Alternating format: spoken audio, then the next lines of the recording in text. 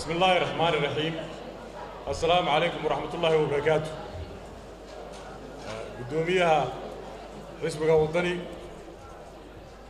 قدومي كحجينك الوطني حزبك مرت الشرف تكله يدمانك سوق يلاش وان سلامية وعنو ما هذا غيا قدي دي كسوب بدي برنامج كان وحاول بدن وندت كدادين intaanu xisbigii udub jaranjarada ka dhicin guddi waxaan ku jiray barnaamijka xisbiga samaysay ilaahay kama dhigina waa kii guddi ka koobnayd cali sanyare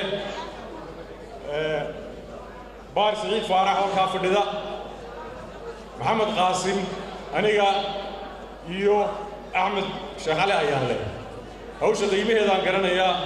aad iyo aad baan u bogaadinayaa hawsha wanaagsan ay soo qabteen hadalka waxa dhameeyay oo magacii golaha ku hadlay xildhibaankii ugu horeeyay Saciid ilaahay waxaan ka rajaynaynaa barnaamijkaas inuu noqdo mid lagu tanaado oo u furan dadka oo dhan sidoo gudoomiyuhu sheegay barnaamij xisbiga wadani uu ma aha ummadda kale lagu dhigi doonana waxa la yaalo waxay u gartaan inay dan ku jirto way soo gudbin karaan waxaan u ballan qaadaynaa haddaan xildhibaanada nahay labada gole iyadoo fadhiyo xildhibaankii lagu firfircoonaa inaan anagu xaggayga wixii ay nala noqoto ee aan ugu ragno inay dantu ku jirto inaannu u soo gudbinno oo aanu wax ku darsanno waxaynu maraynaa marxalad xasaasiyaynu maraynaa waa arkaysaan waxa hareeraheenna ka dhacaya dalku maanta badbaado u baahan yahay badbaado dhaba oo gudiye dabadaba ayuu u baahan yahay waxaana lagu badbaadi karaa uun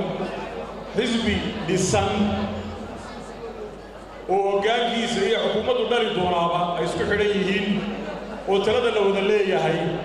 oo talada la isu joojiyo ayaynu kaga bixi karaa waxaan maanta inagu soo fuulle wax adag baa inagu soo fuulle gudiye dabadba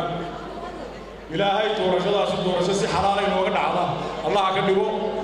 waxaan rajaynayaa oo ii muuqata haddii xisbigu barnaamijkiisa ku adkaysto inuu guulaysan doono ayaan aad iyo aad u rajaweynahay